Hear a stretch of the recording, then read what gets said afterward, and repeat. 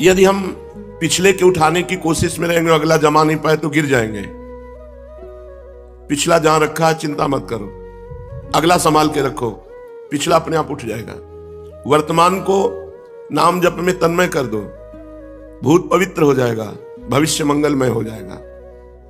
हम भूत भविष्य की चिंता छोड़ें, भूत भविष्य की चिंता शरण्य प्रभु के ऊपर छोड़ देते हैं। जैसा मनाओ वैसा करो, आप हमारे मित्र हो, आप हमारे प्राण हो, आप हमारे प्रभु, आप हमारे स्वामी हो, सब आपकी माया है। अब आप देख लो कैसे हमें जीवित रखना है, कैसे हमें अध्यात्म में रखना है। अब हमारा बल तो आप हो, आप हारो तो हम हारे, आप जीतो तो हम जीते, आप जिताओ तो हम जीते, आप हराओगे तो हार जाएंगे।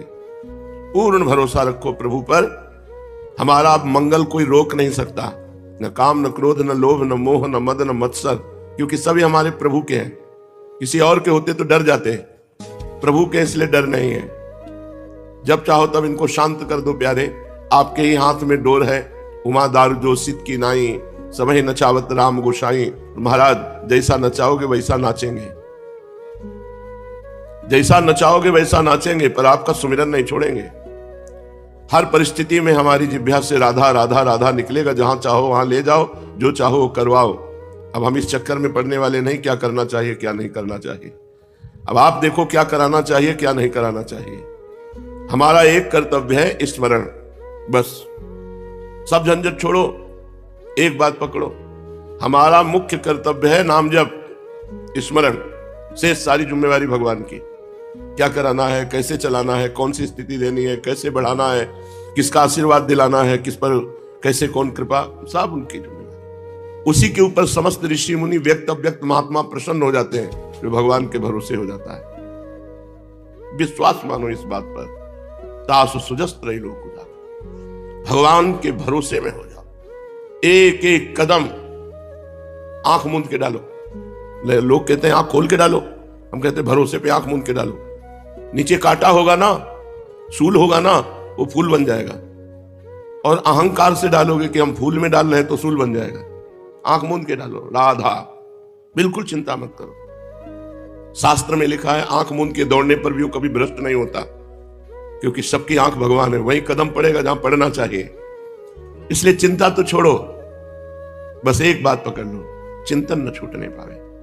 जैसे बने वैसे राधा राधा राधा राधा। बहुत से अस्त्र तूणीर में रखे जाते हैं, आग्नेय अस्त्र, वारुणास्त्र, वायुवास्त्र, पर्वतास्त्र। ऐसे हमारे पास अस्त्र हैं। निज मंत्र नहीं मन लग रहा, शरणागत मंत्र नहीं लग रहा, राधा वल्लभ श्री हरिवंत नहीं लग रहा, राधा राधा नहीं लग रहा, चतुरासी जी, नाम कीर्तन, सत्संग, सो गए। ये सब अस्त्र हैं हमारे। अगर भजन में बिल्कुल मन नहीं लग रहा, प्रमाद स्थिति है, तो एकांत कमरे में सिटकिनी लगाया, चद्दर तान के सो गए। थोड़ी देर बाद फिर सतुगुण आ जाएगा, फिर भजन होने लगेगा।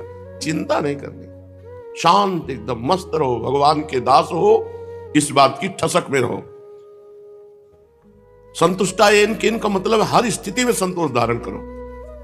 ये लंबे जीवन की बात है, कोई एक दो दिन की नहीं। उकताए हुए पुरुष को परमार्थी की सिद्धि नहीं होती। अरे जल्दी जल्दी काम नष्ट हो जाए, क्रोध बने रहो भैया, तू भी बने रहो। श्रीपाद प्रबोधानंद जी ने आगे श्लोक में कहा था, जब पीछे अंतिम की तरफ चल रहा था, कि ऐ काम क्रोध लोभ मोह मद मत्सर, आओ तुम्हारा स्वागत है, तुम हमारे हृदय में वास करो। ये भरोसा दृढ़ भगवान का, ये उपासना भरोसे की होती है। इसमें ज्यादा क्रियाओं का महत्व नहीं है, इसमें चिंतन का महत्व है।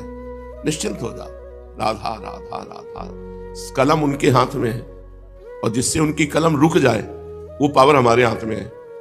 हे किशोरी जो आपके राधा नाम का जो रटन करता है, तो लालजू लिखना ही बंद कर देते हैं। अनुल्लिख्या नहीं लिखते, क्या? अनंत अपराध, एक दो पाप नहीं, अनंत अपराध लिखते ही नहीं है। क्यों? क्योंकि तब एकम श्री राधे गृणति नामामृत रसम, वो आपका नाम रसना के द्वारा रटता है, राधा राधा राधा। तो लालजू सारे पाप नष्ट कर देते हैं और नए लिखते ही नहीं, अनंत अपराध नहीं लिखते। ये तो हुई राधा नाम की महिमा। और यदि कहीं राधा दासी भाव में है, फिर क्या? महिमा का सीमा इस प्रसति तो दास्य का मनसाम, उसकी महिमा को, सीमा को कोई छू नहीं सकता। जो राधा दासी की ठसक में मैं प्रियाजू की दासी हूं, जिसके मुख में राधा नाम है उसकी ये महिमा है। और जो राधा दासी भाव से है, तो राधा किंकरीणाम लुठति चरण यो अद्भुता सिद्धि कोटि, अद्भुत करोड़ों सिद्धियां राधा दासियों के चरणों में लौटती रहती है। तो ये केवल लिखा ही थोड़ी है, हम ठसक में रहे यार। हमारे पैदा किए होते काम, क्रोध, लोभ, मोह, मद, मत्सर, फिर इनसे हम, तो आप कह सकते थे आपके पैदा किए हुए हैं और आपके पैदा किए हुए हम हैं और हम आपकी शरण में हैं। अगर पिटवा रहे हो तो बेइज्जती तुम्हारी होगी। हम किसी और की तरफ नहीं देखेंगे, हम आपकी तरफ देखेंगे। बस अपनी धुन में रहो, किसी की मत सुनो।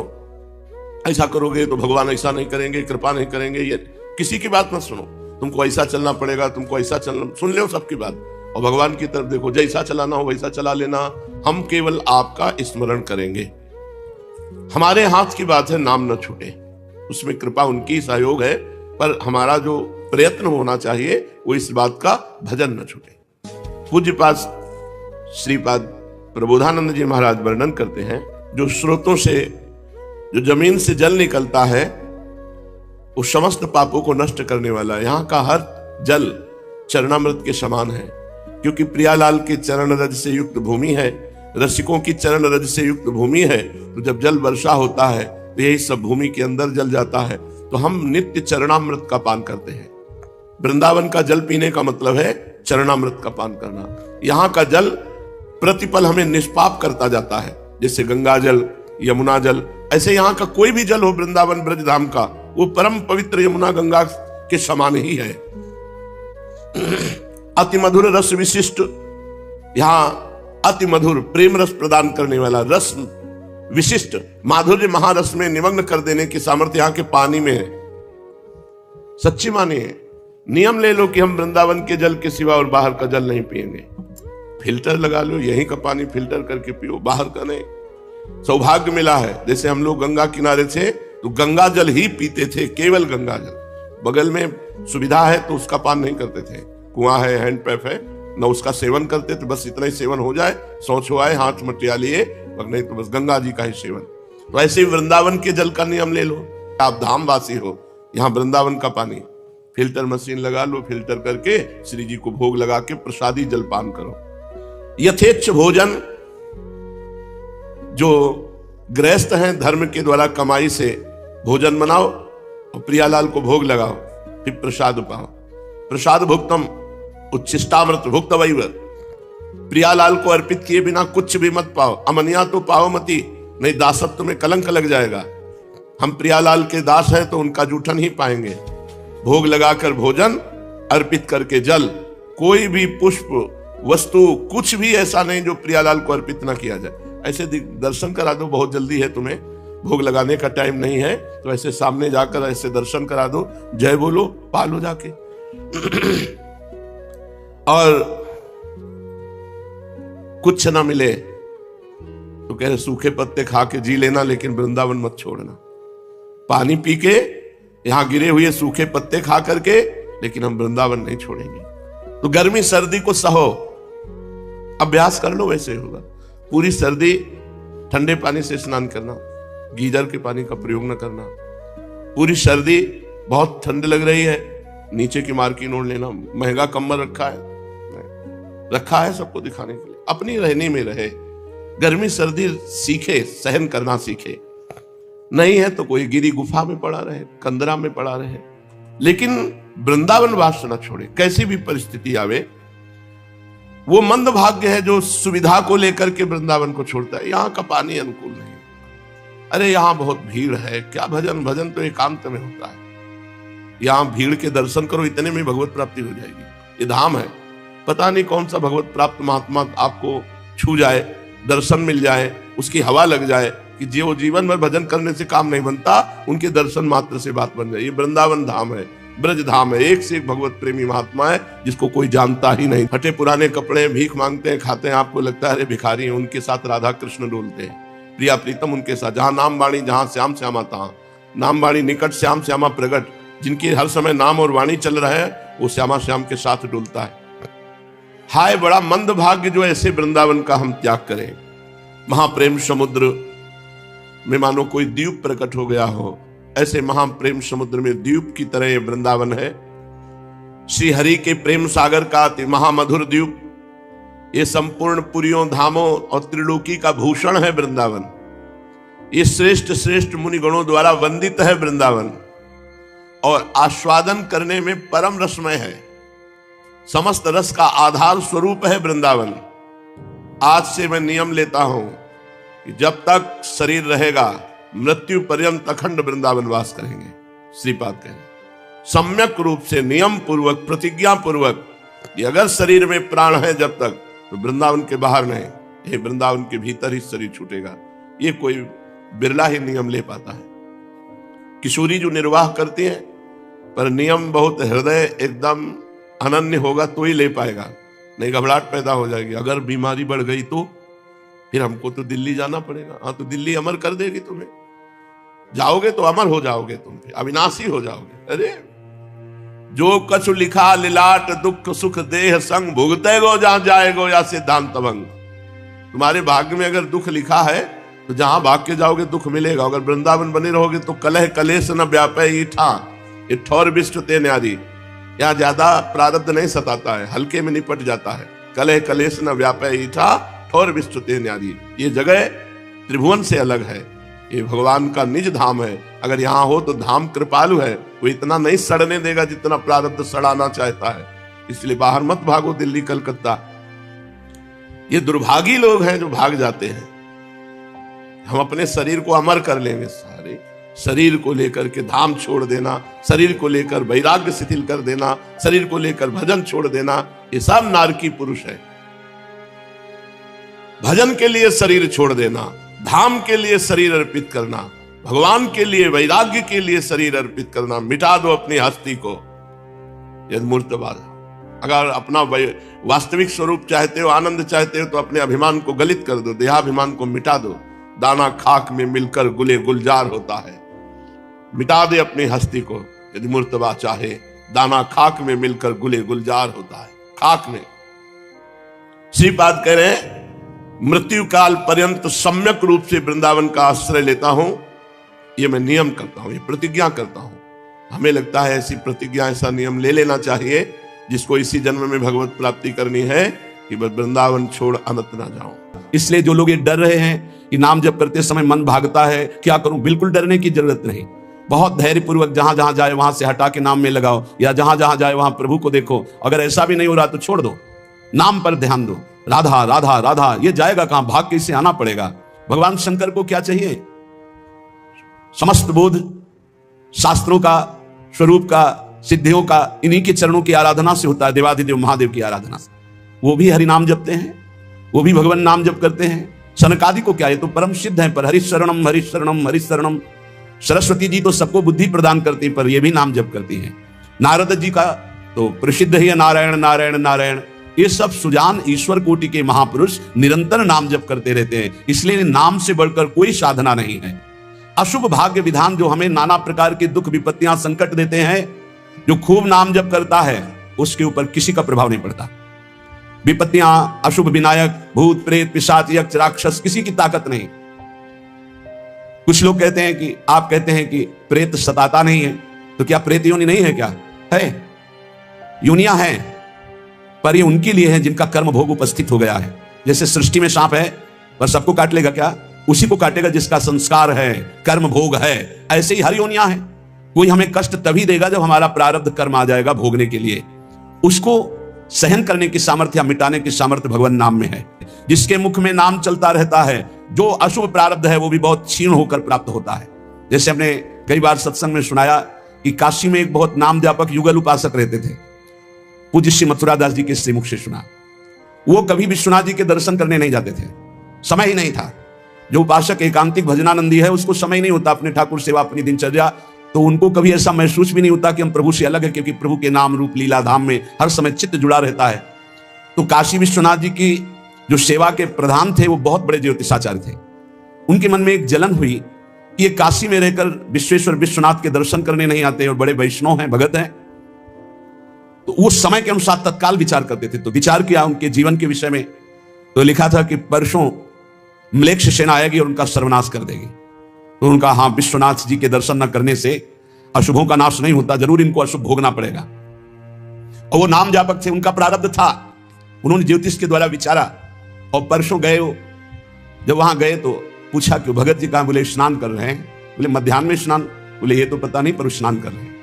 स्नान करके आए तो उन्होंने कहा मेरी ज्योतिष आज तक कभी गलत नहीं हुई। भगवान विश्वनाथ जी के वरदान से मुझे ज्योतिष का ज्ञान है, और 12 बजे आपके पास मिलेक्ष सेना आनी चाहिए थी आज, और वो आपका विनाश करने, तो वो आई नहीं, इसका मतलब मेरी ज्योतिष झूठी हो गई। बोले नहीं, आपकी ज्योतिष झूठी नहीं हुई, मिलेक्ष सेना आई थी। बोले यहां तो सब यथावत है। बोले प्रगट में नहीं आई, मैं जब भोग पधराकर प्रिया प्रीतम का ध्यान कर रहा था भोग का, उसी समय मिलेक्ष सेना मेरे ध्यान में आई और सब कुछ विनाश किया।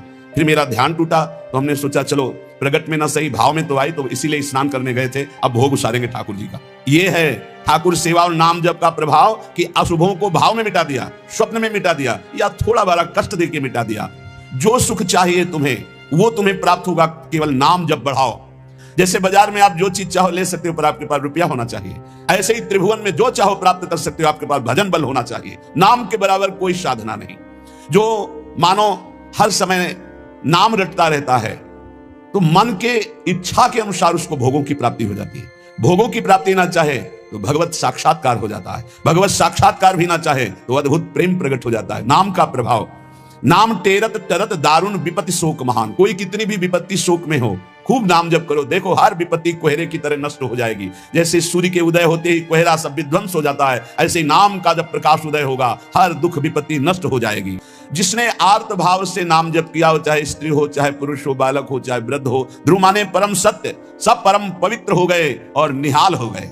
जो भगवान नाम जप किए सब आनंद मस्त हो गए। अरे नाम ले लेकर के जब नल नील ऐसे पत्थर रखते थे तो वो डूबे नहीं, नाम का प्रभाव, नाम मुख से लेकर के रखते थे। ऐसा कोई ना समझे कि पाषाण पे नाम लिख करके रखते, नाम उच्चारण करते, जय श्री राम, और पत्थर रख दिया तो तरा नहीं, क्योंकि मुनि का आशीर्वाद और नाम का प्रताप। नाम जितना जपोगे तो उसका प्रभाव होगा कि बहुत समुद्र सूख जाएगा, संसार से पार होना ही नहीं पड़ेगा, संपूर्ण संसार भगवत स्वरूप है ऐसा अनुभव में आ जाएगा। देखो बस मन लगाने के बाद एक बात मान जाओ, कुछ भी असंभव नहीं है, कुछ भी असंभव नहीं। नाम से सब कुछ प्राप्त हो जाएगा, सब कुछ। हे नाम का अपार प्रताप। 18-20 साल से किडनी फेल है, चल रहे हैं, जीवन चल रहा है, जो दिनचर्या चाहिए वो दिनचर्या चल रही, असंभव। ये असंभव जो संभव शब्द में बदलता है वो नाम से केवल बदलता है। सच्ची मानी, जो असंभव लगता है कि ऐसा नहीं हो सकता, वो साफ संभव नाम बल से। अभी कैसे तुम्हें एक एक पल की घटना बताएं, जिस समय जो सेवा है उसी समय एक अपार बल आता है, वो सेवा करवा के चला जाता है। धन्य है वो उपासक जिसने प्रधानता नाम जप की ली। तुम्हारा जीवन इस समय बिल्कुल तेजोमय होना चाहिए, अग्निस्वरूप। तुम ब्रह्मचारी हो, बैरागी हो, भगवान नाम जाप में तुम कहां हैं? भजन में बैठे, अच्छा हृदय शीतल हो जाए। 2-3 घंटे आराम कर लिया, इसके बाद भजन में लगे हैं, निरंतर भजन में लगे हैं। नाम कमाने का एक स्वभाव बन गया है, अधिक से अधिक जग करके नाम जप करना। उनके पाप और पुण्य दोनों नष्ट हो जाते हैं, क्योंकि पुण्य भी बंधन है, शुभ अशुभ दोनों बंधन है, दोनों को नाश कर देता है नाम रूपी अग्नि, और भगवत साक्षात्कार करा देता है। जो उपासक इस रहस्य को समझ गया वो इस कलिकाल में बहुत जल्दी भाव की प्राप्ति कर लेता है। जैसे मछली जल में ही आनंद मनाती है, ऐसे मन पाप में ही आनंद मनाता है। कलयुग में, कलयुग का प्रभाव है, मन पाप चिंतन करता है, पाप करके आनंद मनाना चाहता है। अगर इससे निकलना चाहते हो तो एकमात्र उपाय है, ये कलिकाल नाना प्रकार की दुर्वासनाओं को प्रकट करके साधक को फंसा लेता है, उसको जिसका निरंतर नाम नहीं चल रहा। यदि नाम चल रहा है तो लोक में माता पिता की तरह पोषण और दुलार नाम करता है, और परलोक में अभिमत दाता, जो चाह की है, जो भावना की है, वैसी तुम्हें प्राप्ति होगी। प्रकट में भाव के संबंध में एक बड़ा रहस्य प्रसंग है कि उपासक जब नाम जप करता है और अपने आराध्य देव के प्रति भाव करता है तो भाव की झांकी आती है। यहां कहते हैं उसे कल्पना मत मानो, उसे कल्पना मत मानो, प्रभु आपके भाव में पधारे हैं। जितना आप भाव नाम के द्वारा प्रकट कर पाए हैं, ये भाव नाम के द्वारा होता है, ये कोई कल्पना नहीं होता। नाम जापक में ही भाव का प्रादुर्भाव होता है। जैसे आप श्यामा श्याम, तो आपके सामने जो श्यामा श्याम का रूप प्रकाशित हुआ, जितना आपने भजन किया है उसी के अनुसार वो प्रकाशित होगा। और आपका यदि भजन निरंतर चल रहा है और भाव गाढ़ है तो साक्षात श्यामा श्याम आपके सामने दिखाई देंगे। भाव का तात्पर्य है चिंतन।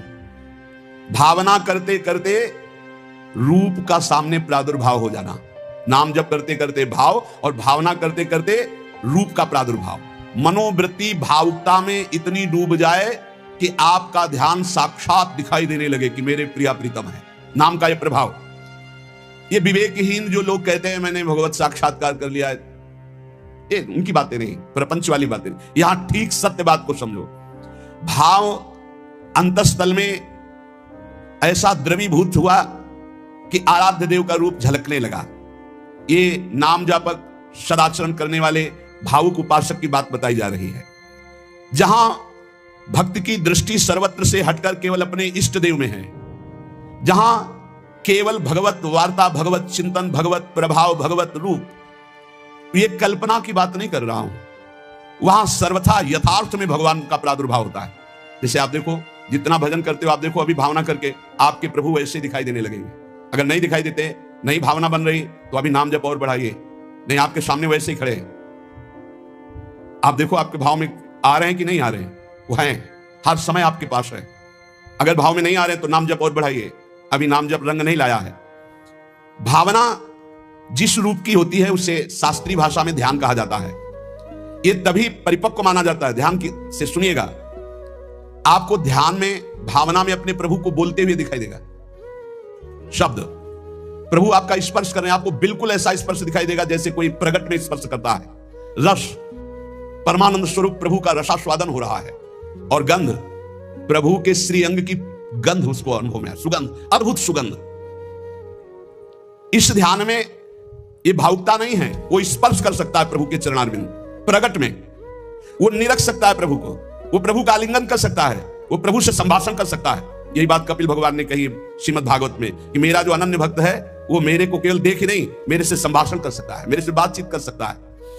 प्रभु का स्पर्श करके दिव्य पुलकावली, प्रभु के श्री अंग की दिव्य सौरभ हो, उसको गंध आ रही, सुगंध आ रही, वो प्रभु का स्पर्श कर रहा है, प्रभु उनका स्पर्श कर रहे हैं, प्रभु से संभाषण कर रहा है, प्रभु उत्तर दे रहे हैं, ऐसा गाढ़ भाव में होता है। वो भावुक उपासक अपने आराध्य देव के चरण स्पर्श कर रहा है, आराध्य देव उसके मस्तक पर हाथ रख रहे हैं। ये सारी बातें परम सत्य, ऐसा नहीं कि केवल भावना है, केवल पूरी कल्पना है, पर ये उन उपासकों की होती है जिनका भाव परिपक्व हो गया है, भाव सिद्ध हो गया है। वो मनोराज्य में नहीं विचरण करते, ये उनका मनोराज्य नहीं है, ये इनका भाव राज्य है। प्रभु उनसे जब शब्द कहते हैं तो उनकी श्रवणेंद्रिय शब्द सुनती है, नेत्र रूप देखते हैं, आंखें मुदी हुई है पर नेत्रेंद्रिय रूप देख रही है, घ्राणेंद्रिय सुगंध ले रही, रसेंद्रिय रस का आस्वादन कर रही है। शब्द स्पर्श रूप रस गंध, इसका स्पष्ट अनुभव भाव में डूबे हुए महाभागवत को होता है। यह साधारण स्थिति नहीं है, यह बड़ी ऊंची स्थिति है भाव देश की।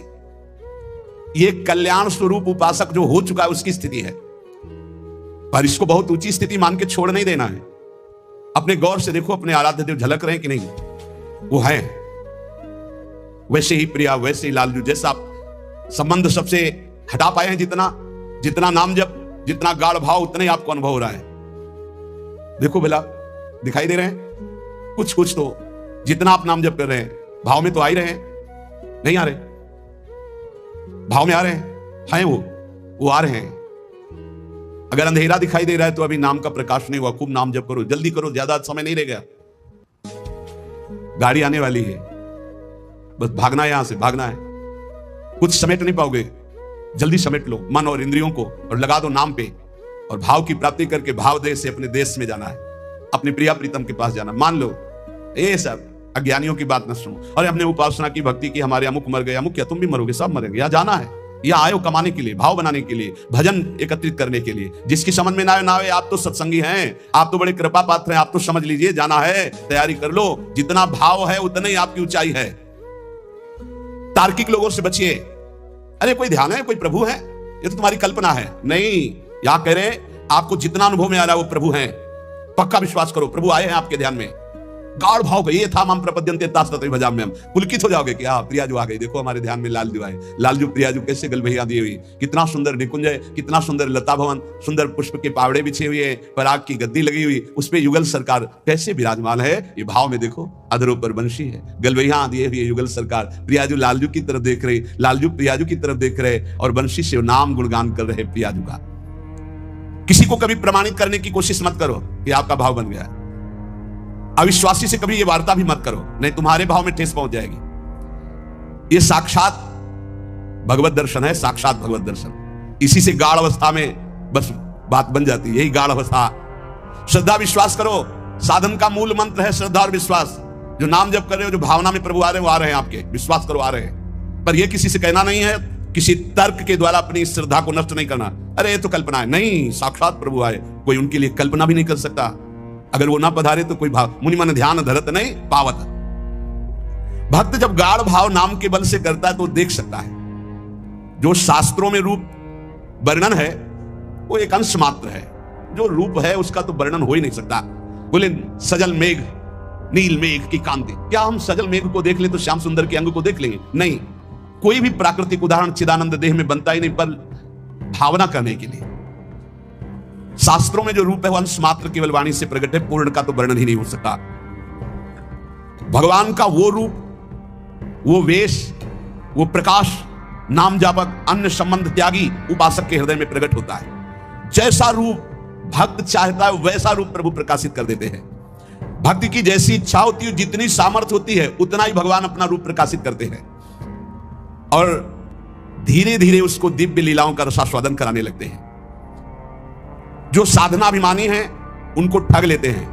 काम क्रोध लोभ मोह मद मत्सर, वो भाव देश तक नहीं पहुंच पाते जो साधनाभिमानी हैं। कभी कभी इनको मार्ग भ्रष्ट करने के लिए उपदेवता बिंद डालने लगते हैं। छोटे मोटे चमत्कार, छोटे मोटे मन की बात जान लेना, छोटा मोटा ऐसा आकर्षण, और मार्ग से भ्रष्ट कर देते हैं। लेकिन ये उनकी बात है जो साधनाभिमानी है। जो कृपा पात्र जन है वो ना किसी से भयभीत होते हैं और ना कोई विघ्न उनके जीवन में डाल सकता है। भगवान कह रहे हैं अब कलिकाल की ऐसी मलिनता बढ़ रही है कि हर जगह स्नेह का नाश हो रहा है। पति पत्नी में स्नेह, पिता पुत्र में स्नेह, माता पुत्र में स्नेह, भाई भाई में स्नेह। ये कलिकाल ऐसी मलिनता प्रकट कर रहा है। नहीं, जब लक्ष्मण जी को वीरघातनी शक्ति लगी तो भगवान राम जी रो पड़े कि अगर मैं ऐसा जानता कि भ्रातृ वियोग होगा तो पिता की आज्ञा नहीं मानता। आज भाई छोटी सी वस्तु के लिए अपने भाई की हत्या कर देता है। शास्त्रों में लिखा है कुपुत्रो जायत क्वचिदपि कुमाता न भवति। आज माता अपने पुत्र को मार देती है, पुत्र अपनी मां को मार देता। कैसा कलिकाल का मलिन प्रभाव बढ़ता चला जा रहा है कि परस्पर स्नेह ही नहीं रह गया। आज स्नेह की बहुत कमी होती चली जा रही है। कहीं स्नेह देखने को नहीं मिलता, स्वार्थ और कामना। तो क्या कोई स्नेह को जाने? जब परस्पर स्नेह नहीं तो भगवान से स्नेह क्या कर लोगे? तो स्नेह की पराकाष्ठा माता पिता, पुत्र स्नेह की पराकाष्ठा माता पिता। उस समय कर्तव्य का ज्ञान नहीं रहता। जब किसी का सयाना पुत्र पधार जाता है या वियोग को प्राप्त होता है तो समझाने से भी ज्ञान नहीं आता। बड़े बड़े पंडित भी पुत्र स्नेह के कारण अपने कर्तव्य से च्युत होते हुए देखे गए हैं। भगवान की माया ही विचित्र है। भगवान की माया का प्रभाव मूर्ख पंडित सभी पर समान रूप से पड़ता है। पंडित जगन्नाथ मिश्र स्वयं अच्छे विद्वान थे, कुलीन ब्राह्मण, विद्या के महत्व को जानते, किंतु विश्व रूप के विछोह से वे अपने कर्तव्य को खो बैठे। सर्वगुण संपन्न पुत्र के वैराग्य युक्त जीवन तो हृदय में एक भारी चोट लगी। वे इस विछोह का मूल कारण विद्या को ही समझने लगे कि अगर इतना पढ़े लिखे ना होते, विश्व रूप तो वैराग्य धारण ना करते। उनके हृदय में बार बार यही प्रश्न आता, यदि विश्व रूप इतना अध्ययन न करता, यदि मैं उसे इस प्रकार सर्वदा पढ़ते रहने की छूट न देता, तो संभव है मुझे आज ये दिन न देखना पड़ता। इसलिए इनके मन में आया कि अब निमाई को अधिक पढ़ाना लिखाना नहीं चाहिए। इधर उल्टा स्वभाव हो गया महाप्रभु का।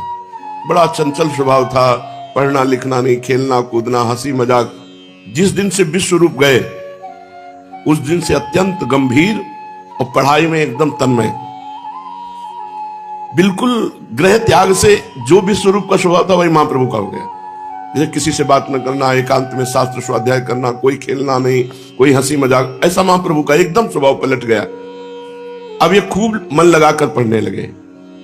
दिन भर खूब परिश्रम के साथ पढ़ते, ना कोई खेलना, ना कोई कूदना, हंसी मजाक सब बंद।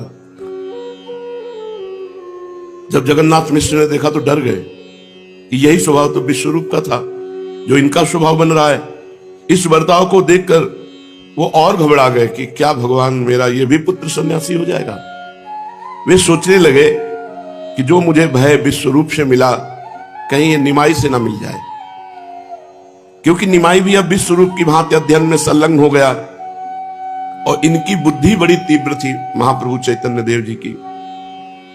एक दिन में ही का से लेकर ज्ञा तक पूरे अक्षर लिखना सीख गए। एक ही दिन में संपूर्ण वर्णों की जानकारी कर ली।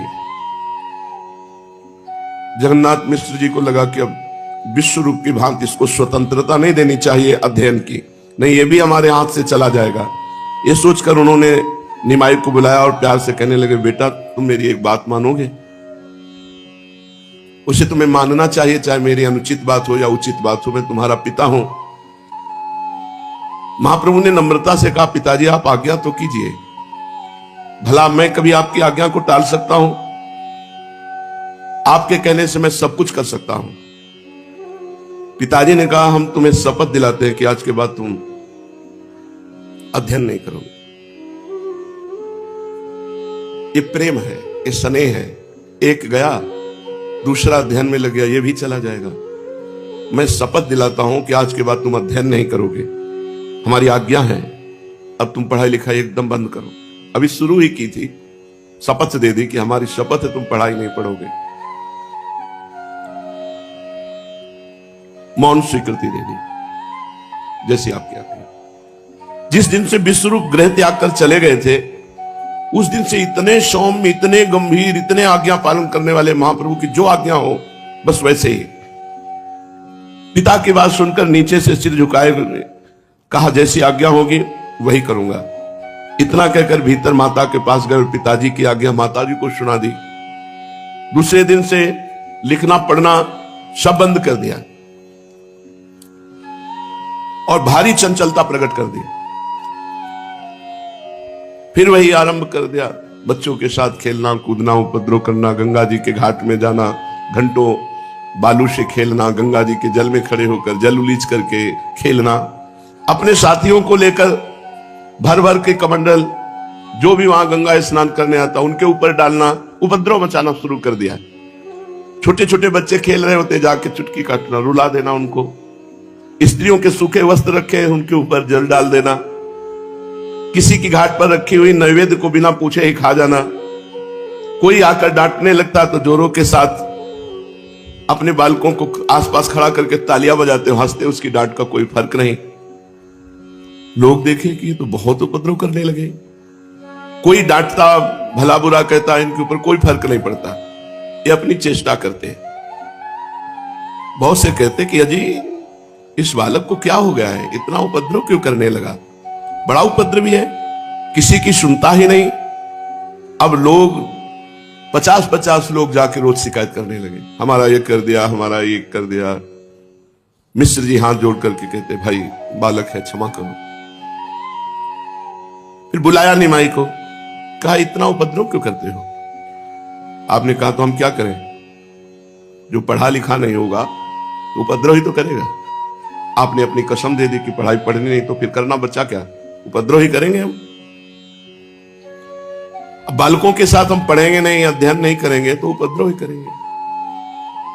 चुप घर में तो नहीं बैठ सकते ना। ये उत्तर सुनकर पिताजी चुप हो गए।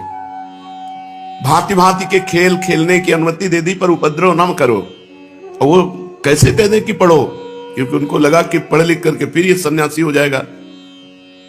एक दिन आपने एक लीला की, जो फटे पुराने कपड़े फेंक दिए जाते हैं गांव के, वो कपड़े उठाए और शरीर पे धारण किए, आंखों में पट्टी बांध ली, पूरे शरीर में रज लगा ली, और एक लड़के का कान पकड़कर घर घर भीख मांगने लगे।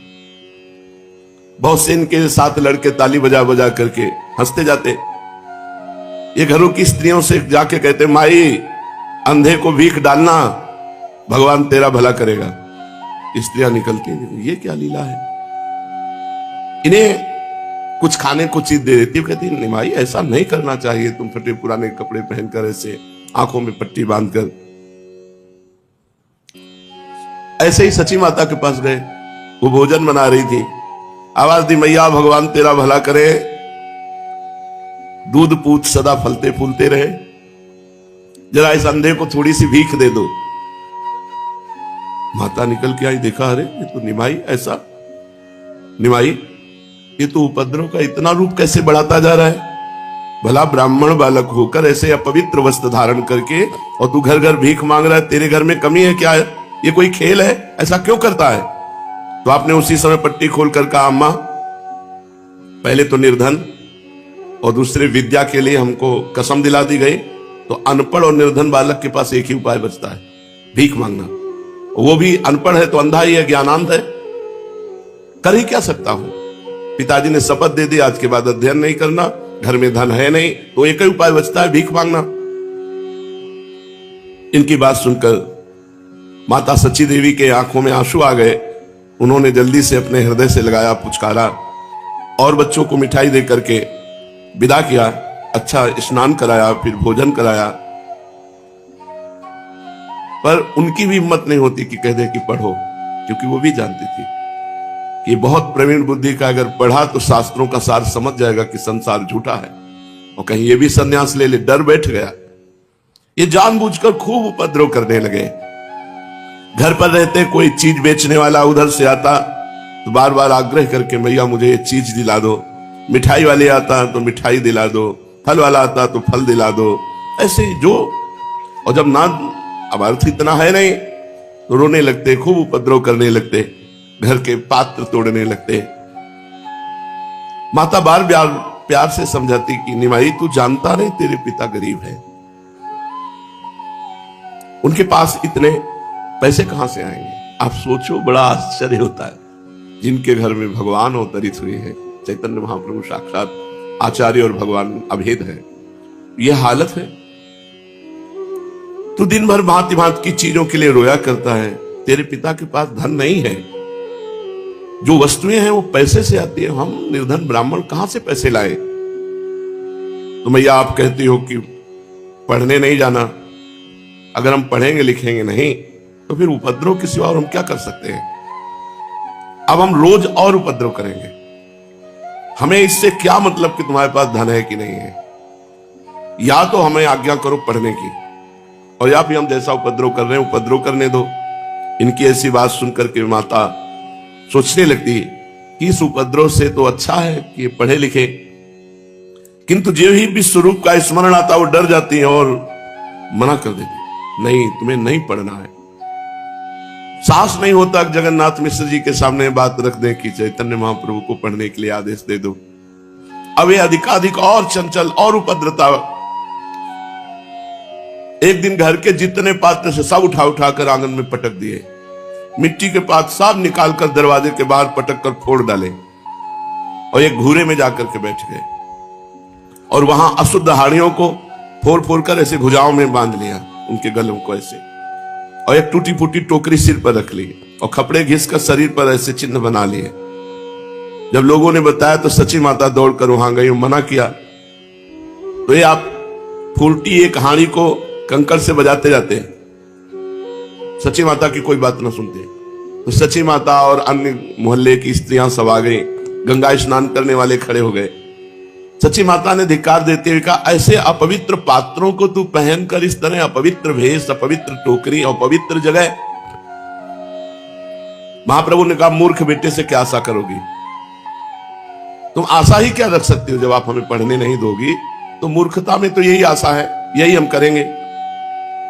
मूर्ख आदमी क्या जाने सूची किसे कहते हैं, सूची किसे कहते हैं। पवित्र अपवित्र का ज्ञान मूर्ख थोड़ी करता है। मूर्ख आदमी को क्या पता क्या करना चाहिए क्या नहीं करना चाहिए।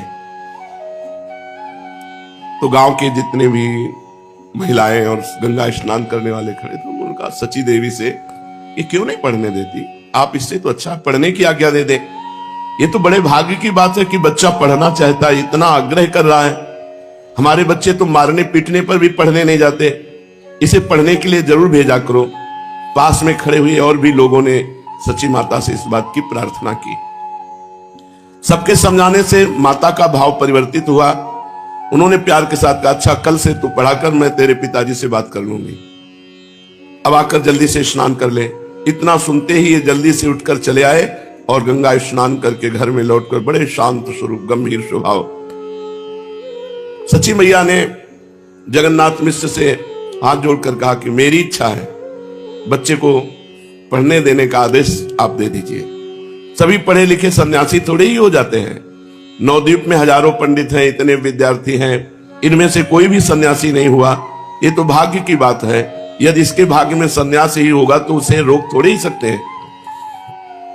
पर ब्राह्मण का बालक विद्या रहित हो, ये ठीक नहीं है। और भी बहुत से लोगों ने पंडित जी से आग्रह किया। सब लोगों के कहने से पंडित जगन्नाथ जी ने चैतन्य महाप्रभु को विद्या अध्ययन करने की अनुमति दे दी। निमाई खूब मनोयोग के साथ अब पढ़ने लिखने लगे। अब इन्होंने किसी भी प्रकार की कोई त्रुटि, चंचलता, हंसी मजाक कुछ नहीं। एक दिन की बात, ये भगवान का भोग का पान दिया गया, ये उसे पा गए और हुंकार मारी और बेहोश हो गए। थोड़ी देर में होश में आने पर इन्होंने माता से कहा, अम्मा भैया विश्वरूप मेरे पास आए थे, उन्होंने कहा तू सन्यासी हो जा। हमने कहा हम बालक हैं, भला हम सन्यास का मर्म क्या समझे, हम तो अपने वृद्ध माता पिता की सेवा करेंगे, यही हमारा धर्म है। हम अपने माता पिता को छोड़कर कहीं जाना नहीं चाहते। मेरी बात सुनकर उन्होंने कहा अच्छा तो ठीक है, आगे देख लेना, और हमारी माता को प्रणाम कर, हमारा प्रणाम कहना, अब हम जाते हैं। ये कहकर भैया चले गए। इस बात सुनकर माता को विश्वरूप की याद आ गई और वो बहुत फपक कर विश्वरूप के लिए रोने लगी और निमाई को छाती से चिपका लिया। उनका मातृ स्नेह उमड़ आया और रुंधे हुए कंठ से रोते रोते कहा, बेटा निमाई, अब हमें तेरा ही एकमात्र सहारा है। हम वृद्ध अंधों की तू ही एकमात्र लकड़ी है, हमारी सब आशाएं तेरे ही ऊपर हैं। तू कभी हमें विश्वरूप की तरह धोखा मत देना। निमाई बहुत देर तक माता की गोद में चिपके रहे।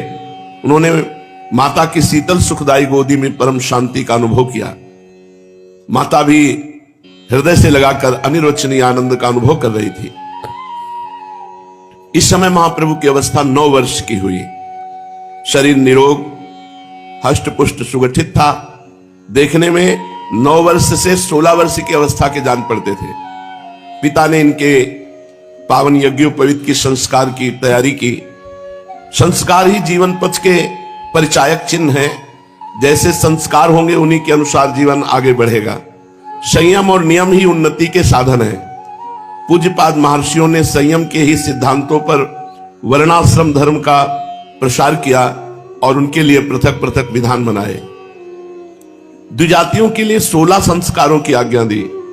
गर्भाधान से लेकर मृत्यु अथवा संन्यास पर्यंत सभी संस्कारों की एक विशेष विधि का निर्माण किया।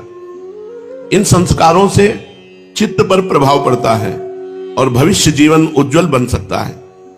द्विजातियों का वेदारंभ और उपवीत संस्कार, यज्ञोपवीत संस्कार, यही प्रधान संस्कार समझा जाता है। असल में यज्ञोपवीत संस्कार होने पर ही बालक के ऊपर वैदिक कर्म लागू होते हैं, इसलिए इसे व्रतबंध संस्कार भी कहते हैं।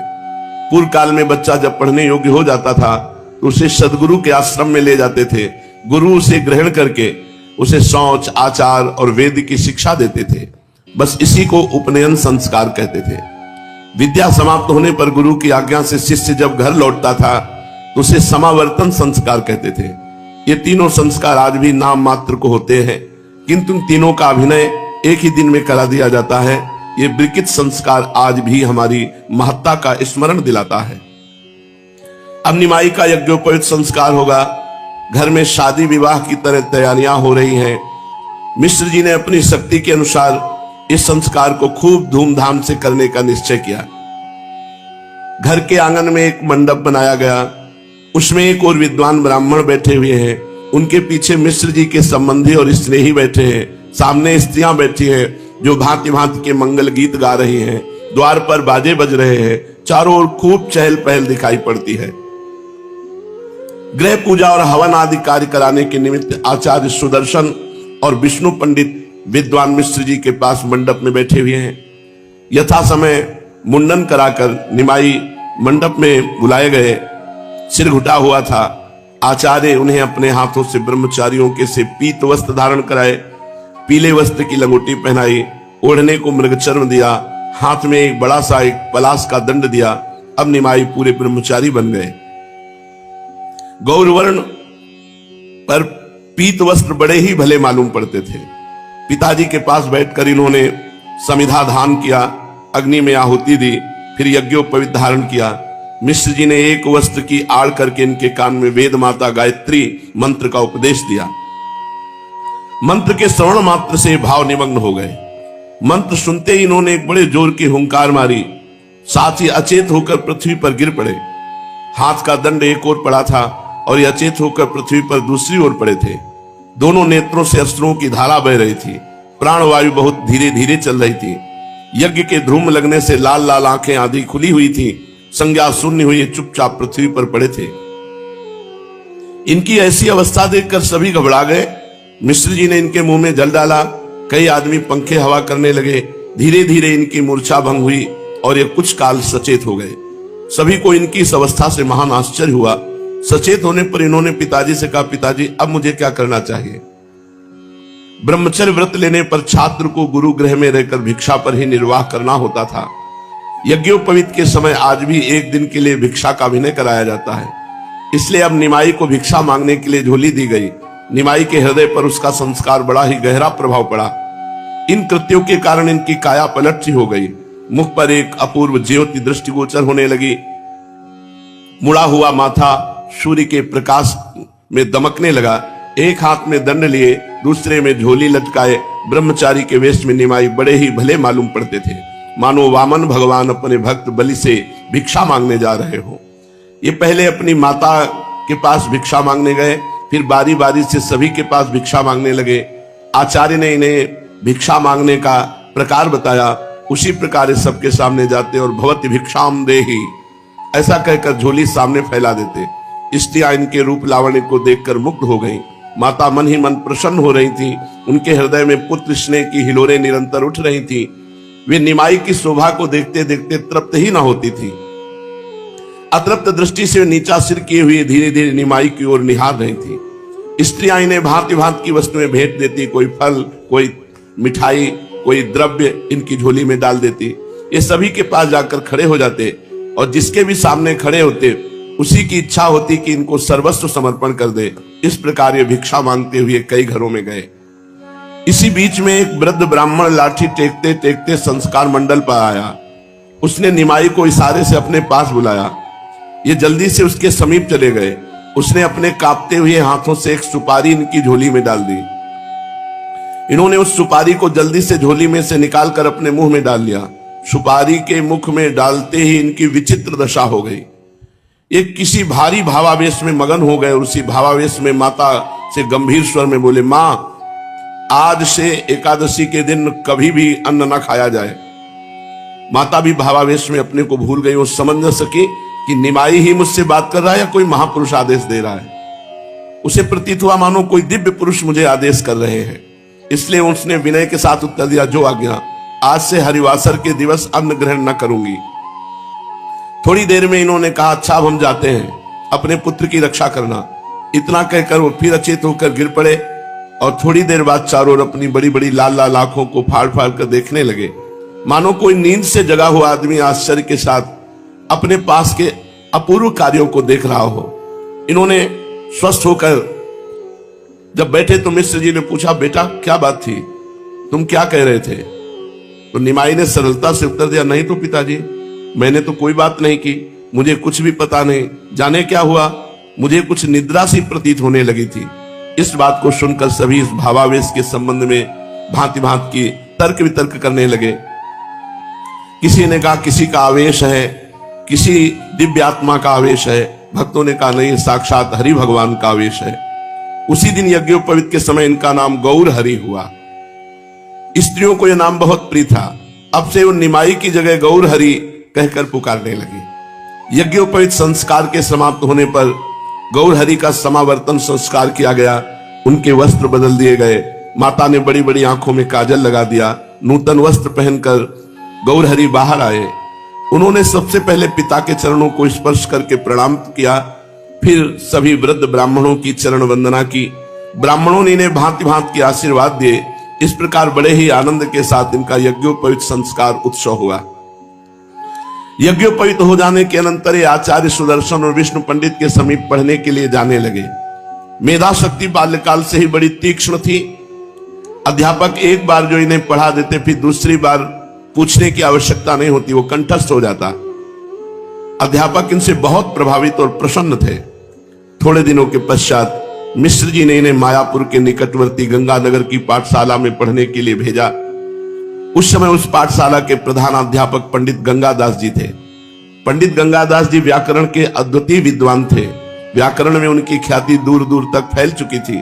बड़े बड़े योग्य छात्र उनकी पाठशाला में अध्ययन करते थे। उस समय व्याकरण की वही पाठशाला मुख्य थी। गौरहरि भी अन्य छात्रों के साथ पंडित गंगादास जी के समीप व्याकरण का अध्ययन करने लगे। अब पंडित जगन्नाथ मिश्र की आशा लता बड़ी ही तेजी के साथ बढ़ने लगी। उस लता पर छोटी छोटी कलियां भी आने लगी, अर्थात उनके मन में कि अब निमाई जवान होगा, ब्याह होगा, उसके पुत्र होंगे, हमारा घर आंगन बड़ा आनंदमय होगा।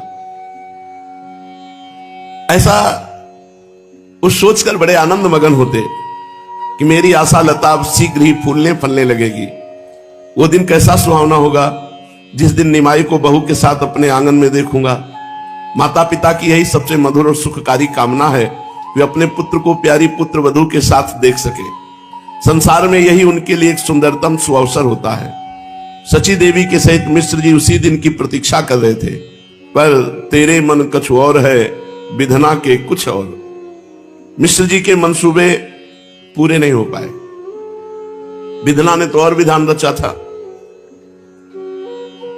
निमाई 11 वर्ष के हो गए, नियमित समय पर पढ़ने जाते हैं, रोज आकर पिताजी के चरणों में प्रणाम करते।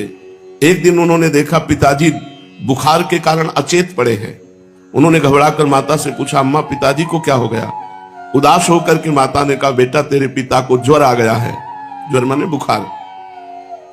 निमाई पिताजी की खाट के पास जा बैठे और धीरे धीरे उनके माथे पर हाथ फेरने लगे। निमाई के सुकोमल शीतल कर स्पर्श से पिता की तंद्रा दूर हुई।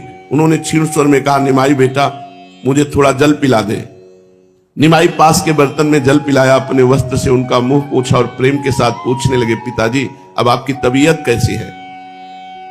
करवट बदलते हुए मिश्र जी ने कहा, मैं अच्छा हूं, चिंता की कोई बात नहीं, तू पढ़ने नहीं गया? निमाई ने अन्य मनस्क भाव से कहा, जब तक आपकी तबीयत अच्छी तरह से ठीक नहीं होती तब तक मैं पढ़ने नहीं जाऊंगा। मिश्र जी चुप हो गए। निमाई उनके पास उदास बैठे हैं। कई दिन हो गए, ज्वर कम ही नहीं होता था। वैद्य को भी सची देवी ने बुलाया, पर घर में इतना धन नहीं था कि बड़े वैद्यों को बुलाकर बड़ी औषधि दी जाए। पास में जो मामूली वैद्य थे उन्हीं को बुलाया और उन्होंने दवा दी, किंतु रोग घटने के स्थान पर बढ़ने लगा। अब तो ऐसा दिखाई देने लगा कि जीवन की आशा समाप्त हो रही है। जगन्नाथ मिश्र जी ने सची देवी को बुलाया और कहा, देखो अब मेरे जीने की आशा नहीं है। मुझे संकेत हो रहा है कि अब ये शरीर नहीं रहेगा और मेरी आशाएं सब ऐसे अधूरी रह गई।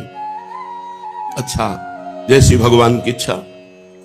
मैं अब क्या कहूं, इतना जरूर कहता हूं, मेरे जीवन में मेरे साथ कभी तुम सुख प्राप्त नहीं कर सके। भगवान की ऐसी मर्जी। देखो मैं तुमसे हृदय की बात कहता हूं, मैं कुछ क्षण का मेहमान हूं, बस इस निमाई का ख्याल कर रखना। इतना कहते कहते सांस फूलने लगी। वो आगे कुछ भी नहीं कह पाए। सची देवी तो फूट फूट कर रोने लगी। पिताजी की ऐसी दशा देख करके निमाई ने और मित्रों को बुलाया और उनको खाट से नीचे उतारा और मिश्र जी को कुशासन पर ले जाया गया। मिश्र जी ने धीरे धीरे कहा कि मुझे अगर गंगा तट पर ले चलो तो ज्यादा अच्छा रहेगा। उनकी इच्छा के अनुसार निमाई माता सची के साथ और जो मित्र थे गंगा तट पर ले गए। 11 वर्ष के बालक ने किसी को भी और हाथ लगाने नहीं दिया। माता और स्वयं गंगा तट पर उनको। निमाई भी समझ गए कि पिताजी हमें छोड़कर सदा के लिए जा रहे हैं, इसलिए रोते रोते कहा, पिताजी मुझसे क्या कह रहे हो? मुझे किसके हाथों सौंप रहे हो? मिश्र जी ने कांपते हुए हाथ से धीरे धीरे हाथ उठाकर निमाई के सिर पर रखा और छाती पे से लगा करके कहा, निमाई मैं तुम्हें भगवान के हाथों सौंपता हूं,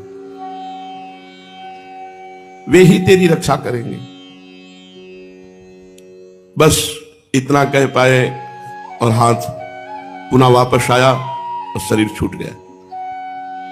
निमाई जोर जोर से रोने लगे। सची देवी भी चीत्कार करके रोने लगी। सभी सगे संबंधी उन्हें धैर्य बंधाए। फिर धैर्य धारण करके गौरहरि ने अपने हाथों से पिता की अंत्येष्टि क्रिया की। पिता के परलोक गमन से बहुत दुख हुआ। अब माता को तो चारों ओर अंधेरा ही अंधेरा दिखाई दे रहा था। वैसे ही धन नहीं था, कुछ सहयोग किसी भी तरह से पिता भी चले गए। अब अभी निमाई की छोटी अवस्था 11 वर्ष की, और माता बस कोई घर में और पूछने वाला भी नहीं। माता को चारों ओर अंधकार ही अंधकार दिखाई देने लगा। मिश्र जी की असामयिक मृत्यु से बहुत दुख हुआ। घर में कोई दूसरा नहीं, इसलिए गौरहरि ने माता को धैर्य धारण कराया। उन्होंने माता से कहा, अम्मा तुम चिंता मत करो, ये तो भाग्य का खेल है कि पिताजी नहीं रह पाए। एक ना एक दिन मृत्यु सबकी होनी है। हमारे भाग्य इतने नहीं थे कि हम पिताजी का साथ पाते, वो छोड़कर चले गए। तुम दुखी मत हो, तुम्हें दुखी देखकर मेरा हृदय फटने लगता है। मैं हर तरह से आपको सुख प्रदान करने की चेष्टा करूंगा, मैं तुम्हारी सेवा करूंगा। निमाई के समझाने पर माता धैर्य धारण किया और अपने शोक को छिपाया।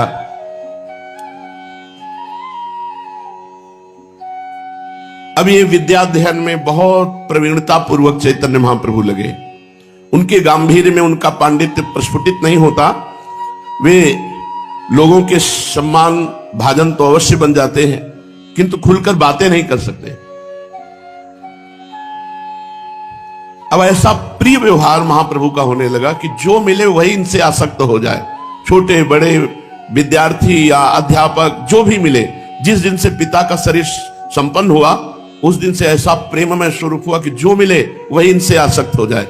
जहां आवश्यकता से अधिक चंचलता थी, वहां गंभीरता, मृदुता, स्नेह और मुस्कुराकर बात करते तो चित्त अपहरण कर लेते। वैसे ही गौरांग है। पंडित गंगादास जी की पाठशाला में बहुत बड़े बड़े विद्यार्थी अध्ययन करते थे, जो इनसे विद्यावृद्ध होने के साथ साथ वयोवृद्ध थे। 30-30, 40-40 वर्ष के छात्र पाठशाला में थे। और अभी महाप्रभु की अवस्था 14 वर्ष की हुई। ये 30-30, 40-40 साल से जो पढ़ रहे थे, उनके साथ बैठ करके शास्त्रों की चर्चा करते। जो बड़े छात्र थे वो देख करके बहुत आश्चर्यचकित होते। इतनी छोटी अवस्था में प्रत्युत्पन्नमति, तत्काल उत्तर। समझ गए आगे चलकर कोई लोक प्रसिद्ध महान पंडित होंगे। उनको क्या पता कि संसार का कल्याण करने के लिए आए हैं। प्रसिद्ध कवि मुरारी गुप्त, कमलाकांत, तंत्र शास्त्र के सर्वमान्य आचार्य कृष्णानंद उन दिनों उसी पाठशाला में पढ़ते थे। निमाई छोटे बड़े किसी से भी संकोच नहीं करते थे। अगर कोई शास्त्रार्थ करे तो सभी से भिड़ जाते और उनसे वाद विवाद करने लगते। विशेषकर ये वैष्णव विद्यार्थियों को तो खूब चिढ़ाया करते थे। उनकी भांति भांति से मीठी मीठी चुटकियां लेते और उन्हें लज्जित करके ही छोड़ते थे। मुरारी गुप्त इनसे अवस्था में बड़े थे, किंतु ये सदा उन्हें चिढ़ाया करते। मुरारी पहले तो बालक समझकर सदा इनकी उपेक्षा करते रहते। जब उन्हें इनकी विलक्षण बुद्धि का परिचय प्राप्त हुआ तब तो वे इनके साथ खूब बातें करने लगे। ये कहते, मुरारी अमुक प्रयोग सिद्ध करो, तो मुरारी उसे ठीक ठीक सिद्ध करते और ये उसमें 20 दोष निकालते, उसका कई प्रकार से खंडन करते। मुरारी इनकी तर्क शैली को सुनकर आश्चर्य प्रकट करने लगते। तब आप एक एक शंका का 20 बार समाधान करते। मुरारी के ही मत को फिर मंडन करते। फिर हंसकर कहते, गुप्त महाशय यही पांडित्य है, खंडन और मंडन। आप ठहरे वैद्यराज, तो जड़ी बूटियां घोटकर पीसो, ये तुम्हारे बस की बात नहीं। नाड़ी देखो और ऐसे वैद्य बनो, चाहे रोगी मरे या जिए, तुम्हें अपने टके से काम। ऐसा मजाक करते महाप्रभु मुरारी गुप्त से।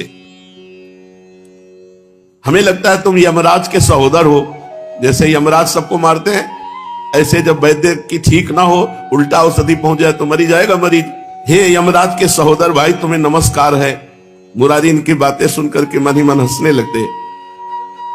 ये मुरारी गुप्त के साथ बहुत विनोद करते। कभी कभी मुरारी अत्यंत खिन्न हो जाते थे इनके चिढ़ाने से।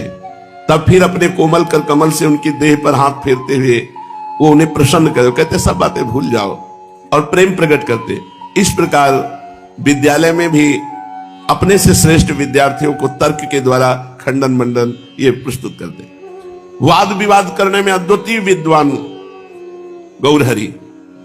जो छात्र इनसे भिड़ता उसे परास्त ही कर देते। उल्टा सीधा कैसे भी खंडन मंडन करके उसको चुप कर देते। अपने आप ही पहले किसी विषय का खंडन कर देते, फिर युक्तियों द्वारा स्वयं उसका मंडन भी करने लगते। विद्यार्थी इनकी ऐसी विलक्षण बुद्धि को बारंबार बड़ाई करते और वाक पटुता की भूरी भूरी प्रशंसा करते। किसी भी पाठशाला के छात्र को गंगा तट पर या कहीं अन्यत्र रास्ते में पाते वहीं पकड़ लेते और संस्कृत में पूछते, तुम्हारे गुरु का क्या नाम है, क्या पढ़ते हो? जब वो कहता अमुक पाठशाला में व्याकरण पढ़ता हूं, तो झट आप उससे प्रयोग पूछने लगते। बेचारा विद्यार्थी इनसे किसी भी बात अपना पिंड छुड़ा कर भागता। शाम के समय सभी पाठशालाओं के छात्र दल बना करके गंगा जी के किनारे आते, परस्पर शास्त्रालाप किया करते। ये उन सब में प्रधान रहते। किसी पाठशाला के छात्रों के साथ शास्त्रार्थ कर रहे हैं तो किसी पाठशाला के छात्रों को परास्त कर रहे हैं। यही इनका नित्य प्रति का कार्य था। 10-10, 20-20 छात्र मिलकर इनसे शंका करने लगते। ये बारी बारी से सबका उत्तर देते। इनकी पाठशाला वाले इनका पक्ष लेते। कभी कभी बातों ही बातों में लड़ाई झगड़ा की भी नौबत आ जाती। इस बात में भी ये किसी से कम नहीं थे। इस प्रकार ये सभी पाठशालाओं के छात्रों में प्रसिद्ध हो गए। विद्यार्थी इनकी सूरत देखकर भागने लगे कि जहां मिलेंगे तर्क विवाद करेंगे। उन दिनों आजकल की भांति व्याकरण के टीका ग्रंथों का प्रचार नहीं था, छापे खाने नहीं थे, इसलिए पुस्तकें हाथ से ही लिखनी पड़ती थी और मूल के साथ ही टीका को भी कंठस्थ करना पड़ता था। अध्यापक टीकाओं के ऊपर जो टिप्पणियां बताते उन्हें छात्र भूल जाते, इसलिए कई छात्र परस्पर मिलकर पाठ को विचार न ले तब तक पाठ लगता ही नहीं था। अब भी पाठशालाओं में बुद्धिमान छात्र अपने साथियों को पाठ विचरवाया करते हैं। निमाई भी अपने साथियों को पाठ विचरवाते, इसलिए सभी छात्र इनका गुरु की भांति आदर करते थे। ये विषयों का इस ढंग से विषय को समझाते जो पढ़ाई का विषय था कि मूर्ख से मूर्ख छात्र सहज में पढ़े हुए पाठ को समझ जाता था। उन दिनों गौरांग व्याकरण के पंचीटीका नामक ग्रंथ को समाप्त कर चुके थे। इन्होंने उसके ऊपर एक सरल टिप्पणी भी लिखी। इनकी की हुई टीका के ऊपर टिप्पणी विद्यार्थियों के बड़े ही काम की थी। बहुत शीघ्र ही विद्यार्थियों में इनकी टिप्पणी का प्रचार हो गया और बड़े बड़े विद्वानों ने इनके पांडित्यपूर्ण टिप्पणी का मुक्त कंठ से प्रशंसा की। यही तक नहीं, उस टिप्पणी का नवद्वीप से बाहर अन्य देशों के छात्रों में भी प्रचार हुआ और सभी ने इनके पांडित्य की सराहना की। इस प्रकार इनकी प्रशंसा दूर दूर तक फैल गई। व्याकरण के साथ ही अलंकार के भी पाठ सुनते और उन्हें सुनते सुनते हृदयंगम कर लेते। ये जो सुनते वो कंठस्थ हो जाता। इस प्रकार ये थोड़े ही समय में व्याकरण तथा अलंकारों के प्रवीण आचार्य हो गए। उन दिनों नवद्वीप में जो न्याय का बोलबाला था, पंडित व्याकरण पर कर न्याय नहीं जानता उसको विशेष सम्मान नहीं होता था। न्याय में उन दिनों पंडित वासुदेव सार्वभौम नदिया के राजा समझे जाते थे। न्याय में उन्हीं की पाठशाला सर्वश्रेष्ठ समझी जाती थी। उसमें सैकड़ों छात्र पढ़ते थे। उस पाठशाला के पढ़े हुए छात्र आज संसार प्रसिद्ध पंडित माने जाते हैं। नव्य न्याय की जो टीका जागदीशी के नाम से न्याय की ही परिचय देती है, उसी के प्रणेता पंडित जगदीश के भी गुरु भवानंद इसी पाठशाला के छात्र थे। दीधित नाम की जगत प्रसिद्ध ग्रंथ के प्रणेता पंडित रघुनाथ जी भी उन दिनों इसी पाठशाला में पढ़ते थे। इस प्रकार वह पाठशाला न्याय का एक भारी केंद्र बनी हुई थी। निमाई भी पाठशाला में जाकर न्याय का पाठ सुनने लगे। ऐसी पाठशालाओं में प्रत्येक छात्रों के पृथक पाठ नहीं चलते, 10-5 पाठ होते हैं। अपनी जैसी योग्यता हो उसी पाठ को जाकर सुनते रहो, बस यही पढ़ाई थी। सैकड़ों छात्र और पंडित पाठ सुनने आते हैं। अध्यापक उनमें से बहुतों का नाम पता भी नहीं जानते, वे पाठ सुनकर चले जाते हैं। आज भी काशी आदि बड़े बड़े स्थानों की प्राचीन ढंग की पाठशालाओं में ऐसी ही रिवाज है। निमाई भी पाठशाला में जाकर पाठ सुनाते। सार्वभौम महाशय का उन दिनों इनके साथ कोई विशेष परिचय नहीं हुआ, किंतु इनकी चंचलता, चपलता, वाक्पटुता और लोकोत्तर मेधा के कारण मुख्य छात्र इनसे बहुत स्नेह करने लगे। वे ये भी जानने लगे कि न्याय जैसे गंभीर विषय को निमाई भली भांति समझता है। वो अन्य बहुत से छात्रों की बात केवल सुनकर ही नहीं चला जाता। पीछे जिनका हम उल्लेख कर चुके हैं वे दीधिति महाग्रंथ के रचयिता पंडित रघुनाथ उन दिनों सभी छात्रों में सर्वश्रेष्ठ समझे जाते थे। उन्हें स्वयं भी अपनी तर्क शक्ति और विलक्षण बुद्धि का भरोसा था। उनकी उस समय से ही ये प्रबल वासना थी कि मैं भारतवर्ष में एक प्रसिद्ध न्यायिक बनूं, संपूर्ण देश में मेरी विलक्षण बुद्धि की ख्याति हो जाए। जो जैसे होनहार होते हैं उनकी पहले से वैसी भावना होती है। रघुनाथ की भी सर्वमान्य बनने की पहले से ही वासना थी। रघुनाथ के साथ निमाई का परिचय पहले से ही हो चुका था। उनके साथ इनकी गाढ़ी मैत्री भी हो चुकी थी। निमाई कभी कभी रघुनाथ के निवास स्थान पर भी जाया करते थे और उनसे न्याय संबंधी बातें किया करते थे। इनकी बातचीत से ही रघुनाथ समझ गए थे कि ये कोई होनहार न्यायिक है। वे समझते थे कि मुझसे न्याय में स्पर्धा रखने वाला नवद्वीप में दूसरा कोई छात्र नहीं है। निमाई से बातचीत करते करते उनको खटकने लगा कि यदि इसने परिश्रम कर लिया तो मुझसे बड़ा विद्वान हो जाएगा। बातचीत से समझ गए, किंतु उन्हें अपनी बुद्धि पर पूरा भरोसा था, इसलिए इस विचार को अपने हृदय में जमने नहीं देते थे। एक दिन रघुनाथ को गुरु ने कोई पंक्ति लगाने को दी।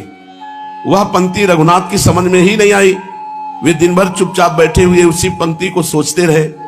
तीसरे पहर जाकर वो पंक्ति रघुनाथ की समझ में आई। उन्हें बड़ी प्रसन्नता हुई। गुरु को बताकर वे अपने स्थान पर भोजन बनाने चले गए। निमाई का स्वभाव तो चंचल था ही। रघुनाथ को पाठशाला में न देखकर आप उनके निवास स्थान पर पहुंचे। वहां जाकर देखा रघुनाथ भोजन बना रहे हैं। लकड़ी गीली है, रघुनाथ बार बार फूंकते हैं, अग्नि जलती ही नहीं। धुएं के कारण उनकी आंखें लाल पड़ गई हैं और उनमें से पानी निकल रहा है।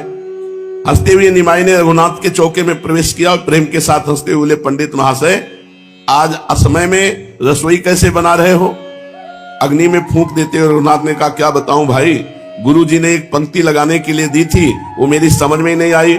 दिन भर सोचते रहने पर अब समझ में आई है। उसे अभी गुरुजी को सुना कर आया हूं, इसलिए भोजन बनाने में देर हो गई। जल्दी से निमाई ने कहा, जरा हमको पंक्ति सुनाए। पंक्ति क्या आफत थी जो आप जैसे पंडित की समझ में इतनी देर में आई? जरूर कोई बहुत ही कठिन होगी, मैं भी एक बार सुनना चाहता हूं। रघुनाथ ने पंक्ति सुना दी। थोड़ी देर सोचने के अंतर निमाई हंस पड़े और बोले, बस इस छोटी सी पंक्ति की इतनी बात को सोचने के लिए इतना समय? आवेश के साथ रघुनाथ ने कहा, अच्छा कुछ भी नहीं है तो तुम ही लगाकर बताओ पंक्ति। इतना सुनते ही निमाई बड़ी सरलता के साथ पंक्ति के पूर्व पक्ष की स्थापना की। फिर यथावत एक एक शंका का समाधान करते हुए उसे बिल्कुल ठीक लगा दिया। इतनी जल्दी खिलवाड़ में हंसते हंसते ऐसी कठिन पंक्ति का उत्तर? रघुनाथ को पक्का भरोसा होगा कि हमसे बढ़कर ये विद्वान है। उन्हें जो शंका थी वो प्रत्यक्ष उपस्थित हुई। उनकी सभी आशा पर पानी फिर गया और वो भोजन बनाना भूल गए। निमाई उनके मनोभाव को ताड़ गए कि रघुनाथ कुछ लज्जित हो गए हैं, इसलिए ये कहते हुए कि अच्छा आप भोजन बनावे, फिर मिलेंगे। पाठशाला की ओर चले गए। रघुनाथ जी जैसे तैसे भोजन बनाया, किंतु उनके हृदय में निमाई की बुद्धि के प्रति दाह होने के कारण उन्हें भोजन में आनंद नहीं आया। जैसे तैसे भोजन करके वो पाठशाला में आए। अब निमाई की अवस्था 16 वर्ष की हो चुकी थी। घुंघराले लंबे लंबे बाल, तेजस्वी चेहरा, सुगठित शरीर, बड़ी बड़ी सुहावनी आंखें और मीठे भाषण, मंद मुस्कान देखने वाले को स्वतः अपनी ओर आकर्षित कर लेती थी। वे सभी से दिल खोलकर मिलते और खूब घुल मिलकर बातें करते। उनके मिलने वाले परस्पर सभी यही समझते थे, निमाई जितना अधिक स्नेह हमसे करता है उतना किसी दूसरे से शायद ही करता हो। इसका कारण यह था कि उनके हृदय में किसी भी प्राणी के प्रति द्वेष नहीं था। जिसके हृदय में प्राणी मात्र के प्रति सम्मान है उसे सभी अपना सगा संबंधी समझने लगते हैं। इसलिए निमाई के बहुत अधिक स्नेही थे। व्याकरण पढ़ने के अनंतर ये न्याय का अभ्यास करने लगे और उसी बीच न्याय के ऊपर भी एक टिप्पणी लिखने लगे। इनके सहपाठी और स्नेही पंडित रघुनाथ जी उसी समय अपने जगत प्रसिद्ध दीधीति ग्रंथ को लिख रहे थे। वे समझते थे मेरा यह ग्रंथ अर्वाचीन न्याय के ग्रंथों में अद्वितीय होगा। जब उन्होंने सुना कि निमाई भी एक न्याय ग्रंथ लिख रहे हैं तब तो इनको भय मालूम पड़ने लगा और इनकी प्रबल इच्छा हुई कि उस ग्रंथ को देखना चाहिए। ये सोचकर एक दिन उन्होंने निमाई से कहा, भाई हमने सुना है न्याय के ऊपर तुम कोई ग्रंथ लिख रहे हो, हमारी बड़ी इच्छा है किसी दिन अपने ग्रंथ को हमें भी दिखाओ। इन्होंने जोरों से हंसते हुए कहा, जी आप भी कैसी बात कर रहे हैं, भला हम न्याय जैसे जटिल विषय पर लिख ही क्या सकते हैं, ये तो आप जैसे पंडितों का काम है। हम तो वैसे ही मनोविनोद के लिए खिलवाड़ सा करने लगे हैं, आपसे किसने कह दिया? रघुनाथ ने आग्रह के साथ कहा, कुछ भी हो मेरी बड़ी प्रबल इच्छा है, यदि तुम्हें कोई आपत्ति न हो तो अपने ग्रंथ को मुझे जरूर दिखाओ। इन्होंने जल्दी से कहा, भला इसमें आपत्ति की बात ही क्या हो सकती है, ये तो हमारा सौभाग्य कि आप जैसे विद्वान हमारी रचना को देखने की जिज्ञासा करते हैं। मैं कल जरूर उसे लेता आऊंगा। दूसरे दिन निमाई अपने ग्रंथ को साथ लेके आए। पाठशाला से लौटते समय वे नाव पर बैठकर रघुनाथ को अपने ग्रंथ को सुनाने लगे।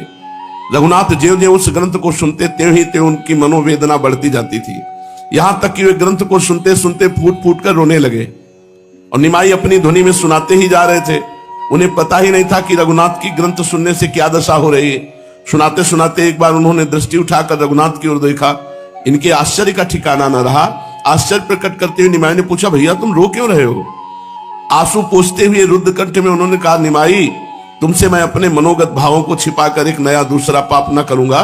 सत्य बात तो यह है कि मैं इस अभिलाषा से अपने ग्रंथ को लिख रहा था कि वो सर्वश्रेष्ठ ग्रंथ होगा, किंतु तुम्हारे इस ग्रंथ को देखकर मेरी चिराभिलषित आशा पर पानी फिर गया। भला तुम्हारे इस ग्रंथ के सामने मेरे ग्रंथ को कौन पूछेगा। इसी मनोवेदना के कारण मैं अपने आंसुओं को रोकने में असमर्थ हो गया हूं। यह सुनकर निमाई बड़े जोरों से हंसे और उन्हें स्पर्श करते हुए, बस इतनी छोटी सी बात के लिए आप इतना दुख कर रहे हैं? भला ये कोई बात है? ये साधारण सी पोथी है। मैं आपकी प्रसन्नता के निमित्त जलती अग्नि में कूदकर अपने प्राणों को स्वाहा कर सकता हूं, फिर ये बात क्या है? इस पुस्तक ने आपको कष्ट दिया, मैं अभी इसे नष्ट कर देता हूं। इतना कहते कहते निमाई पंडित ने अपने बड़े परिश्रम से हस्तलिखित पोथी को गंगा जी में प्रवाहित कर दिया, फेंक दिया। जानवी की तीक्ष्ण प्रवाह की हिलोरों में पुस्तक के पन्ने इधर उधर नाचने लगे, मानो निमाई के त्याग और प्रेम के गीत गा गाकर वे आनंद से थिरक रहे हो। रघुनाथ ने निमाई को गले से लगाया और प्रेम के कारण रूंधे हुए कंठ से बोले, भैया निमाई, ऐसा लोकोत्तर दुस्साध्य कार्य तुम ही कर सकते हो। इतनी भारी लोकैषणा को तृणवत समझकर उसका तिरस्कार कर देना तुम्हारे जैसे ही महापुरुषों का काम है। हम तो कीर्ति और प्रतिष्ठा के कीड़े हैं। हमारी पुस्तक की अपेक्षा तुम्हारे इस त्याग की संसार में लाखों गुनी ख्याति होगी और आगे लोग इस त्याग के द्वारा महत्व समझ सकेंगे प्रेम का। इस प्रकार की बातें करते हुए दोनों मित्र अपने अपने घर लौट आए। उसी दिन से निमाई का न्याय पढ़ना ही नहीं छूटा, किंतु उनका पाठशाला ही जाना ही छूट गया। अब उन्होंने ऐसी विद्या का पढ़ना एकदम त्याग कर दिया। घर पर पिता की और ज्येष्ठ भ्राता की जो बहुत सी पुस्तकें थी, उन्हीं का स्वयं अध्ययन करने लगे। निमाई यद्यपि अपने विद्यार्थियों से अधिक बुद्धिमान और विलक्षण थे, फिर भी साधारण लोग यही समझते थे कि कालांतर में ये भी एक पाठशाला खोलकर नवद्वीप के अन्य पंडितों की भांति नामी पंडित बनकर के विद्या अध्ययन कराएंगे। ये भी अन्य पंडितों की भांति स्त्री पुत्रों में आसक्त होकर सुखपूर्वक संसारी सुखों का उपभोग करेंगे। क्योंकि विद्वान हो अथवा मूर्ख, संसारी विषयों में तो सब समान रूप से रत रहते हैं। बड़े लोगों की भोग सामग्री बहुमूल्य और बड़ी होती है, छोटे लोगों की भोग सामग्री साधारण होती है, पर वासनाओं की पूर्ति तो सब करते हैं। आसक्ति तो दोनों को समान होती है, बंधे तो दोनों ही हैं, फिर चाहे वो बंधन रस्सी का हो या रेशम का, सोने का हो या लोहे की बेड़ी का, दोनों ही बंधन से प्रभु की इच्छा के बिना नहीं निकल सकते। अन्य पंडितों को धन के लिए विद्या उपार्जन करते देख लोगों का यही अनुमान था कि निमाई पंडित भी एक बहुत बड़े विद्वान पंडित बनेंगे, पाठशाला खोलेंगे, छात्र पढ़ाएंगे। उन्हें क्या पता कि इनके उपदेश से असंख्यों मनुष्य स्त्री, धन, परिवार और समस्त उत्तमोत्तम भोग सामग्रियों को तुच्छ समझकर महाधन की प्राप्ति में कटिबद्ध हो जाएंगे, अपने मनुष्य जन्म को सार्थक बनावेंगे। सांसारी लोग बेचारे और अनुमान कर ही क्या सकते हैं। इनका आरंभिक जीवन आदि में अन्य साधारण जीवनों की ही भांति था, इससे लोगों का यही अनुमान लगाना ठीक था। 16 वर्ष की अवस्था, गौर वर्ण, कमल नयन, जो देखे लुभायमान हो जाए, और व्याकरण, अलंकार, न्याय, इनमें प्रवीणता। अब आगे पढ़ने की इच्छा नहीं थी, किंतु कई कारणों से इन्होंने पाठशाला में जाकर पढ़ना बंद कर दिया। घर में अकेली विधवा माता थी, कारण ये थे निर्वाह का कोई प्रबंध नहीं। आकाशी वृत्ति, आकाशी वृत्ति का मतलब होता है बिना किए जो आ जाए उसी से निर्वाह करना। ईश्वर इच्छा से जो भी आ जाता उसी पर निर्वाह होता। मिश्र जी के पास कोई संपत्ति नहीं थी, जैसे पिता के पास खेती और सब, ऐसी कोई संपत्ति नहीं थी। उनके सामने ऐसे ही निर्वाह होता था। अब निमाई समझदार हो गए, 16 वर्ष के विद्वान भी बन गए, इसलिए जीवन निर्वाह के लिए कुछ उद्योग करना चाहिए। वृद्ध माता को सुख पहुंचाने का यही अवसर है, ये सोच समझकर अध्यापन का कार्य आरंभ कर दिया, पढ़ाने का। विलक्षण बुद्धि, पठन पाठन को अद्वितीय सुंदर शैली से सभी शास्त्रीय ज्ञान रखने वाले पुरुष परिचित थे, इसलिए इन्हें नवद्वीप जैसे विद्या के भारी केंद्र स्थान में अध्यापक बनने में